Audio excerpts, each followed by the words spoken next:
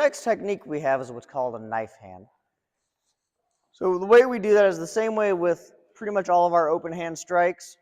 We're going to have all of our fingers split open like this, and we're going to build tension in our muscle in our hand, which is going to keep these little bones in a better structure. So it's going to be able to allow us to deliver more energy safely.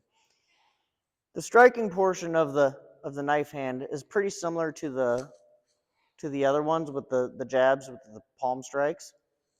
It's this little horseshoe here, but we're only using that little part of it. So this is the little part right here that's going to make connection with your opponent. We typically deliver these with the drop step, but like most other techniques, we can also use our rotational force from our hip. If we do our primary one off this side here, it's going to be this drop step, and it's going to come straight down just like this. And when we strike someone, we're not striking that person like this. We're striking as if we're going through them. So our energy shouldn't just stop right here on the target.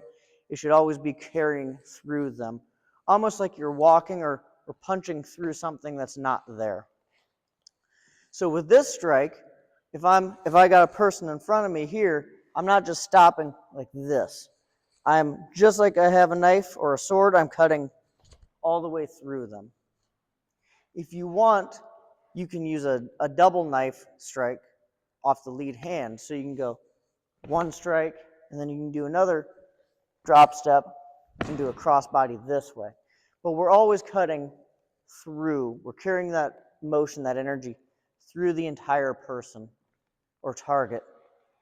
Because otherwise, if I strike someone in the collarbone like this, and I stop right here, I might damage their collarbone, I might not, but I'm not going to have enough of that force that I generated going through their body where it actually drops them. I might damage their collarbone or break it, but it's not going to give the force required to actually drop the target.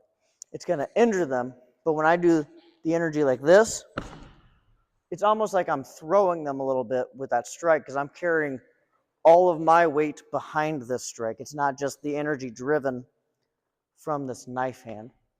So typically when you strike them and you go like this, a person will fall to the ground.